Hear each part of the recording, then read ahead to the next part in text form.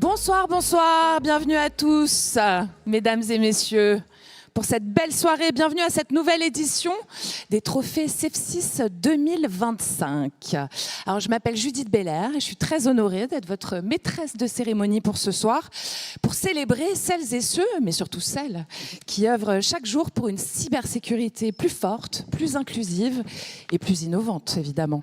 Alors, pour ouvrir officiellement cette soirée, j'ai le plaisir d'appeler Nassira Salvan, qui est présidente fondatrice du CEF6, une femme visionnaire et pionnière de la place des femmes dans la cyber. Sous vos applaudissements.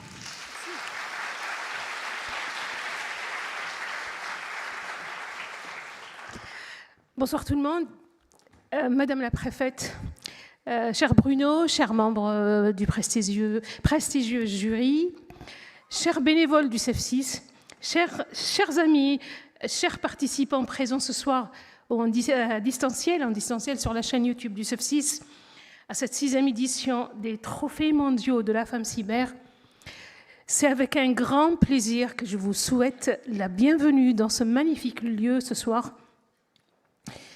Les Trophées de la femme cyber est devenu l'événement incontournable que j'ai lancé en 2020, juste au moment des Covid, ou la fin du Covid.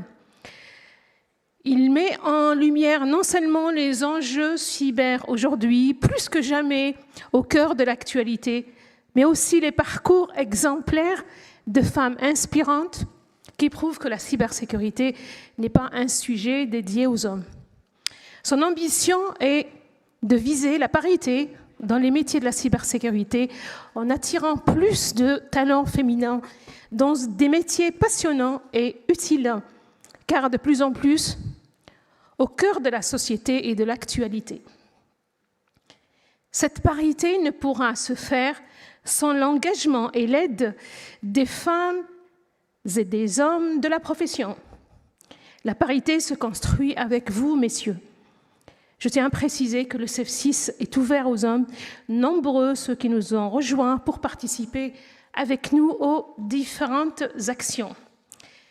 Des actions de terrain que je vais résumer en quelques mots pour celles et ceux qui ne connaissent pas la société.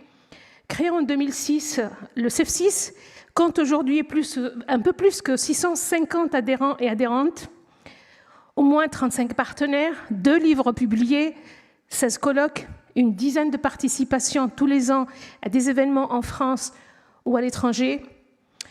Et les actions se résument rapidement en quatre objectifs. Le premier, c'est valorisation et professionnalisation des compétences des femmes dans la cyber, un secteur aux nombreux enjeux, via des groupes de travail, des publications, des rapports, des publications newsletters et par rapport, mais aussi à travers un processus d'accompagnement complet qui commence par le mentorat, par le mentorat individuel ou groupé, notamment pour les étudiants, un vaste choix de formations certifiantes avec nos partenaires et aussi un salon de recrutement. Le prochain aura lieu le 8 mars 2026. Celui de 2025 est un vrai succès. On a eu une 40aine d'entreprises et quelques 650 inscriptions. Le deuxième point, c'est la mise en lumière de femmes exerçant dans ces métiers.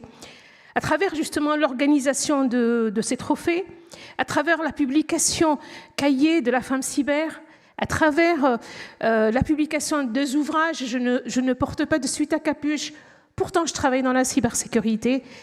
C'est un guide pour les formations et les métiers dans la cybersécurité.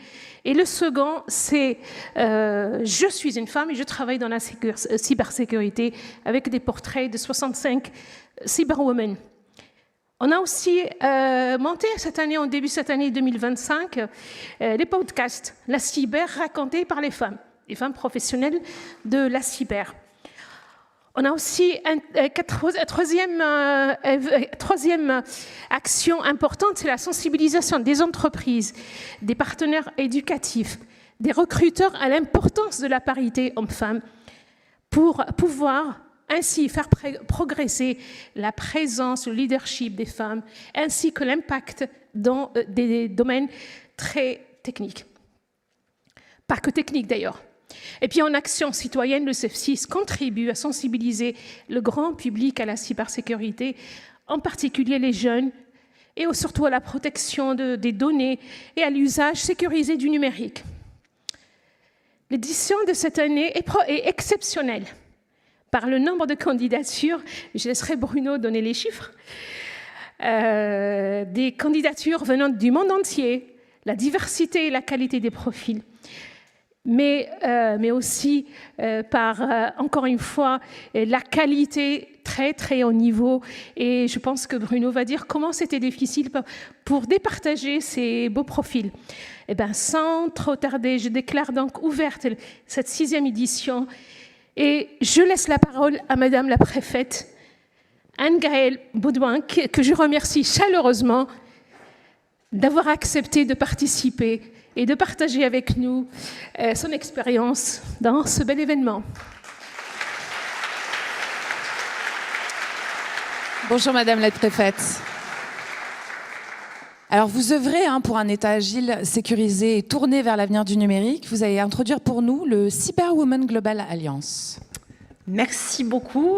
Merci à Madame la Présidente. Merci à Nassira de cette invitation. Je vais vous voir tous là dans cette salle magnifique. Je ne vous cache pas que c'est un petit peu impressionnant. Donc moi, je voulais évidemment vous exprimer mon grand plaisir d'être parmi vous ce soir. À vrai dire, voilà, je vais vous faire un petit peu cette introduction sous forme aussi de témoignage, que je me suis demandé pourquoi donc moi. Bon, je suis une femme. Ça, c'est une bonne raison. J'ai fait toute ma carrière au ministère de l'Intérieur comme préfète, enfin comme sous-préfète, comme préfète. Donc c'est assez loin de la cyber, c'est assez proche des questions de sécurité, et c'est aussi dans un monde où, ma foi, le taux de féminisation est... Enfin bon, la féminisation, c'est toujours un objectif qui parfois en recule. Ou en tout cas, ces questions-là, de faire en sorte d'attirer des femmes, de donner des modèles, d'inspirer, de donner confiance, de faire en sorte que les hommes soient des alliés, que toutes ces questions-là, évidemment... En tout cas, elles ont été présentes tout au long de mon parcours personnel. Et puis, je crois globalement de la volonté du ministère de ne pas se passer des compétences des femmes de façon générale. Donc ça me paraît une assez bonne raison. Deuxième raison, je suis aujourd'hui depuis 5 ans, j'ai la chance d'être à la tête d'un établissement public qui s'appelle France Titres, que vous connaissez peut-être. Vous avez forcément une de nos productions dans votre poche, que vous ayez un permis de conduire, une carte d'identité, un passeport, une carte grise, ou mieux encore, l'application France Identité qui vous permet désormais d'avoir tout ça directement sur votre smartphone. Et dans cet établissement-là, qui est un établissement qui dépend du ministère de l'Intérieur, les questions de sécurité, les questions de confiance, les questions de protection de l'identité, elles sont bien sûr présentes au cœur de notre activité permanente, ce qui veut dire aussi qu'on est au cœur des mutations auxquelles nous avons collectivement, acteurs publics et acteurs privés, fait face, en particulier au cours de l'année écoulée. Je pense bien sûr au changement du contexte, enfin aux mutations du contexte géopolitique, qui fait que le risque devient de plus en plus présent, de plus en plus multiforme, au déploiement de l'IA. De façon générale, nous sommes à l'agence en particulier assez fiers des différents services que nous mettons en production et que nous avons mis en production, qui utilisent de l'intelligence artificielle et qui nous exposent aussi de ce point de vue-là de façon spécifique. Le sujet des fuites de données a été une réalité très très présente au cours de cette année et de ces derniers mois. on attend forcément d'un service de l'État en charge de la protection de l'identité qu'il soit irréprochable de ce point de vue-là, du point de vue de la protection des données et la nécessité d'adapter nos outils, d'adapter nos réponses, mais aussi au-delà des outils techniques, d'avoir des plans de gestion de crise, de gérer la communication de façon efficace et évidemment centrale. Et j'ai, dans mon expérience personnelle en tout cas, comme dans celle des crises auxquelles l'agence a eu à faire face dans la période récente, pu mesurer que cette conjonction, l'alchimie entre les outils techniques, les réponses techniques et puis la capacité à bien gérer une communication en étant transparent, en étant suffisamment ouvert sur ce qui se passe, en allant chercher les bonnes compétences à un moment donné. Cette double nécessité-là, cette alchimie, elle était au cœur de la réussite d'une bonne gestion de crise. Troisième élément qui peut peut-être justifier ma présence, j'ai un service de SSI qui est à 70% féminin. Donc, pas mal.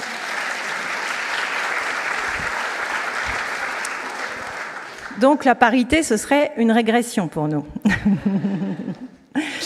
Alors, est-ce que c'est parce que le CODIR lui-même, il y a une directrice et une directrice adjointe qui sont des femmes, peut-être ça aide un petit peu à franchir ce pas extrêmement angoissant de recruter des femmes, je ne sais pas.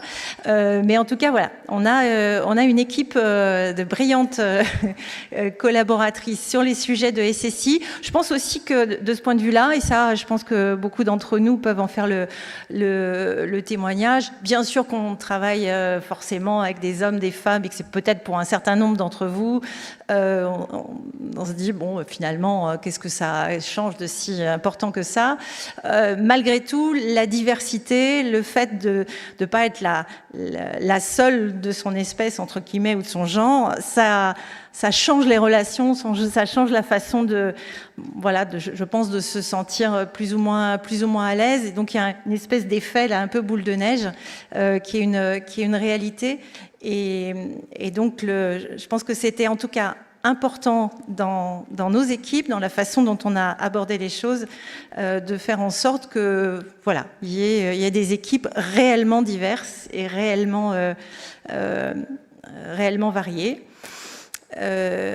Ça veut dire que ça a été une volonté affichée évidemment par la direction, partagée avec les équipes en charge des ressources humaines, du recrutement, et puis ça permet de faire réseau évidemment, entre elles un certain nombre de collègues qui se donnent le mot pour nous rejoindre, et ça c'est très positif et très, très valorisant. Voilà. Donc, je ne sais pas si c'était Nassira, le motif principal de l'invitation et de l'honneur que vous m'avez fait en m'invitant. Mais en tout cas, c'est assurément une des forces de l'agence. Alors même, encore une fois, je le disais, que nous faisons face à des défis de plus en plus structurants, en lien étroit avec les plus hautes autorités en matière de cyber, en lien notamment avec l'ANSSI, avec lequel nous travaillons au quotidien pour garantir la qualité de nos services. Voilà, donc c'est forte de cette fierté-là, de cette conviction que par ces équipes diverses, nous progressons, nous avançons, et nous avons encore aussi beaucoup de travail à faire pour, je le disais, faire modèle, pour inspirer les collègues un peu plus jeunes, tous ceux qui hésitent, tous ceux qui se posent des questions, pour faire en sorte aussi qu'on soit conscient que derrière la cybersécurité, derrière les enjeux, comme je le disais tout à l'heure, il y a aussi des sujets d'organisation, des sujets de communication, des sujets de gestion des crises, même si ça m'ennuie un peu de le dire comme ça, parce que j'ai l'air de dire que tous ces sujets-là, ils sont plus féminins.